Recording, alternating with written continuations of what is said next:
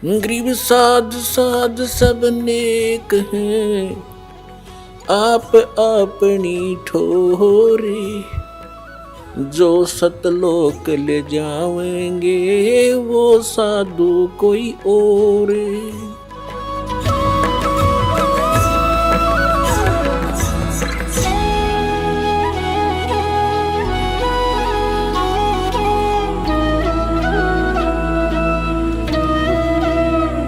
तो जो प्रसंग चल रहा है वहीं आते हैं। तो परमात्मा कहते हैं हमने तन दर सुखिया कोई ना देखा, जो देखा सो दुखिया हो। उदयस्त की बात करें मैंने सबका किया विवेका हो। कहते हैं घाटे बाधे लाभ हानि में सारे दुखिया। लाभ हो गया किसी को, मान ले 2 लाख रुपए मिल गए कितने किसी सौदे में, उसको कैसे प्रेरणा करता है ये काल कि कोई ऐसा बिजनेस कर दूं, 5 लाख लेगा उधारे और 2 लाख वो 7 लाख ला कर बैठ जाएगा और उसमें हो जाएगा घाटा। वो 2 लाख भी गए, टेंशन हो की नहीं होगी। वो लाभ था वो भी टेंशन में बदल गया। और घाटे में तो दुख होता ही होता है। कहते हैं घाटे बाधे, घाटा माने हानि और बाधा माने लाभ। लाभ हानि में भी दुख है। घाटे बाधे सब जग दुखिया और के गृहस्थी बैरागी हो। सुखदेव ने इस दुख के डर से गर्भ में माया त्यागी हो। फिर बताते हैं कि जंगम दुखिया जोगी दुखिया तपस्वी को दुख दूना हो। आस्था तृष्णा सब में व्यापत कोई मैल नहीं सुनना हो।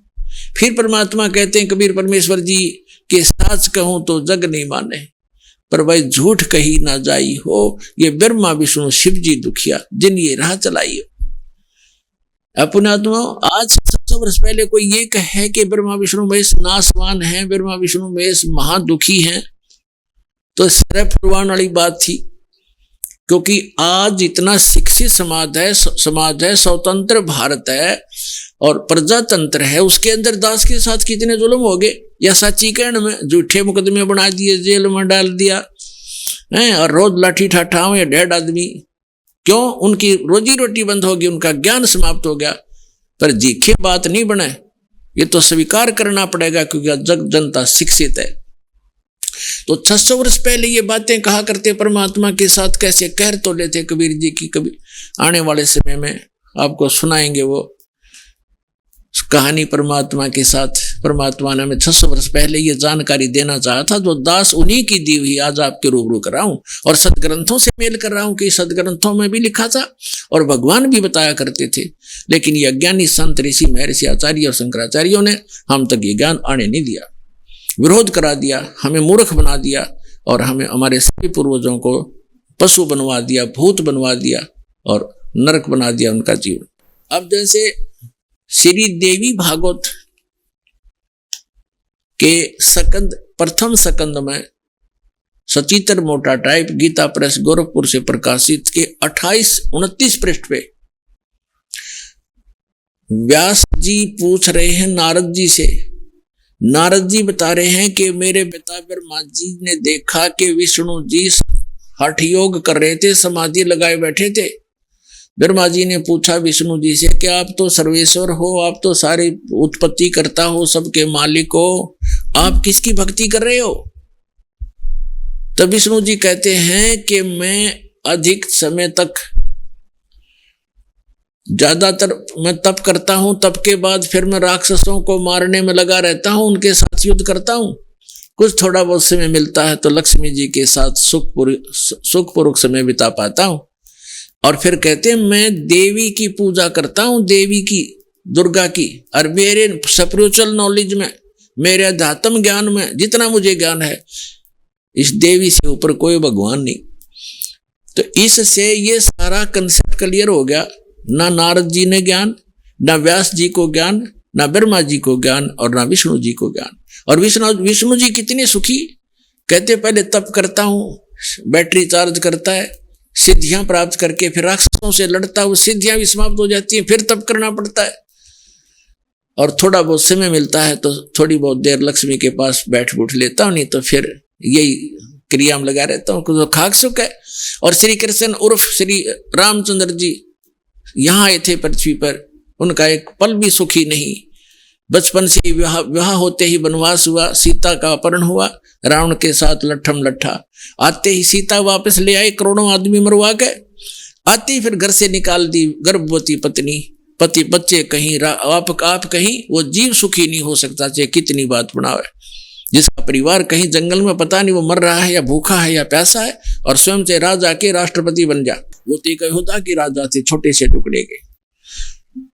उसके बाद श्री कृष्ण रूप में जन्मे। श्री कृष्ण का जीवन देख लो, कहाँ सुखी हुए। जेल में जन्म हुआ, मामा दुश्मन बन गया, कभी कहीं छुपाया उनको, कभी कहीं छुपाया, फिर कभी जरासंध मारने आ रहा है, कभी कोई आ रहा है, कोई शिशुपाल दुखी कर रहा है।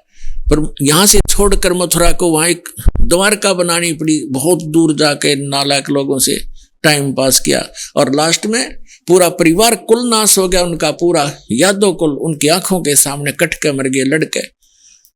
तो परमात्मा कहते हैं तुम बालक हो, इनकम्प्लीट स्पिरिचुअल नॉलेज यानी little knowledge is the dangerous thing.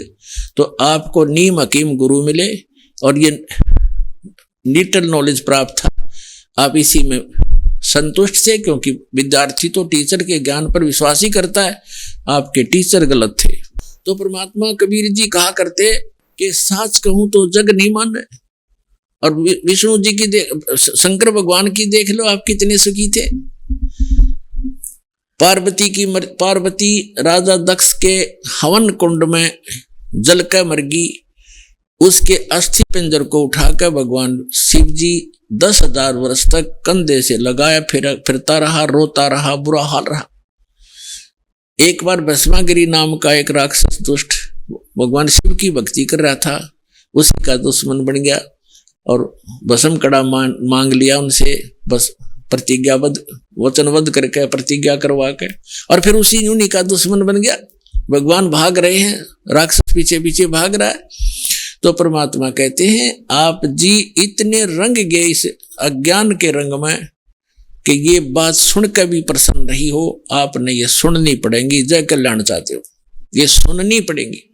तो क्या बताते हैं भगवान के साच कहूं तो जग नहीं माने, और झूठ कही ना जाई हो, और ब्रह्मा विष्णु शिव जी दुखिया जिन ये राह चलाई हो।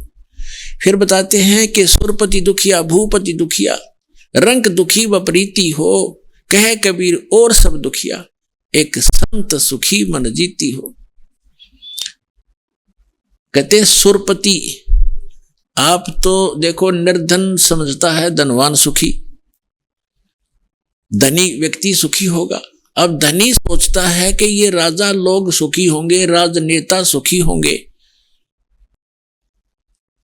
अब राजा लोग कहते हैं कि स्वर्ग में सुख होगा, यहां तो हम कति दुखी।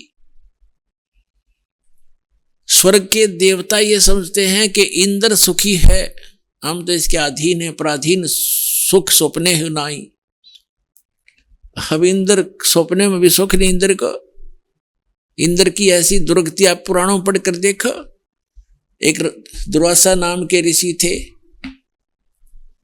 उसने इंद्र को एक माला भेंट कर दी। इंद्र हाथी पर बैठा जा रहा था, इंद्र ने वो माला हाथ में ऊपर से ही पकड़ दी, हाथी पर ही, और हाथी के आगे एक प्लेटफार्म सा होता, काफी चौड़ा स्थान हाथी का, वहां रख देते हैं। हाथी ने वो सूंड से पकड़कर माला और नीचे पटक दी। इस बात से दुर्वासा ऋषि कुपित हो गए और श्राप दे दिया इंद्र को कि तेरा सब वैभव नष्ट हो जाएगा।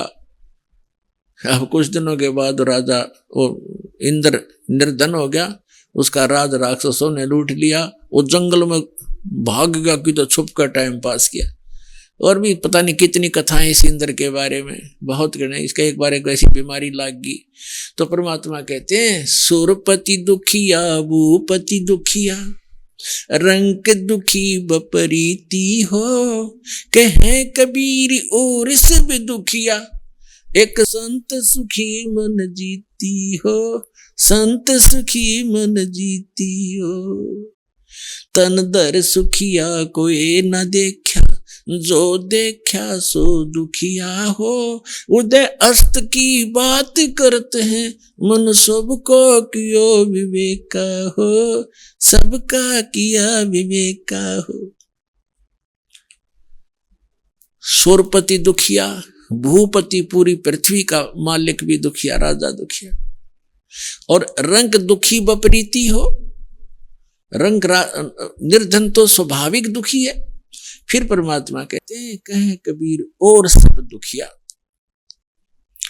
एक भक्त संत सुखी मन जीती हो, जिन्होंने अपने मन को जीत लिया, केवल वही सुखी हो सकता है और कोई प्राणी इस पृथ्वी 21 ब्रह्मांड में सुखी नहीं। अब मन जीती कौन होगा? अब मन को जीतना कोई बालकों का खेल नहीं है। मन को कोई रोक भी नहीं सकता। गीता ज्ञानदाता ने अर्जुन से कहा कि मन को जीत कर इंद्रियों को काबू करे। तब अर्जुन ने कहा कि हे भगवान, इस मन को जीतना तो बड़ा कठिन है। तो गीता ज्ञानदाता भी इसी बात पर कहता है कि इस मन को रोकना तो अर्जुन वायु को रोकने के समान है। तो यहाँ परमात्मा ने जो अध्यात्म, जो कंप्लीट स्पिरिचुअल नॉलेज है, संपूर्ण अध्यात्म ज्ञान है, जिसको तत्व ज्ञान कहा है, उस सूक्ष्म वेद में परमेश्वर ने बताया है कि इस मन को रोका नहीं जा सकता, इसकी दिशा बदली जाती है।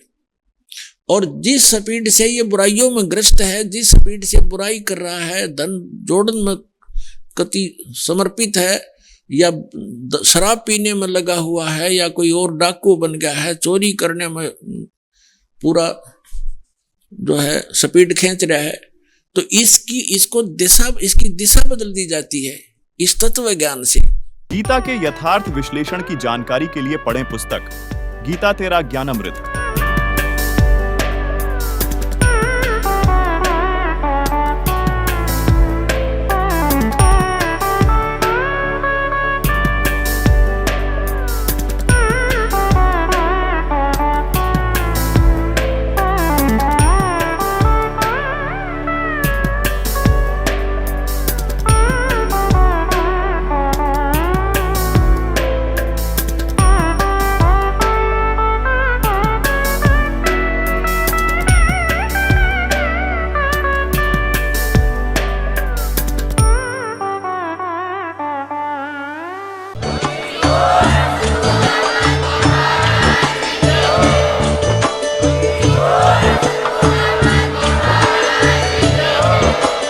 आप सुन रहे थे जगत गुरु तत्वदर्शी संत रामपाल जी महाराज जी के मंगल प्रवचन। अधिक जानकारी के लिए विजिट कीजिए हमारी वेबसाइट www.jagatgururampalji.org। संत रामपाल जी महाराज जी के शुभ आशीर्वाद से पूरे विश्व भर में 500 से भी ज्यादा नाम दीक्षा केंद्र हैं, जिन पर संत रामपाल जी महाराज जी द्वारा ऑनलाइन निशुल्क नाम दीक्षा दी जा रही है। अपने नजदीकी नाम दीक्षा केंद्र का पता करने के लिए संपर्क करें 8222880541।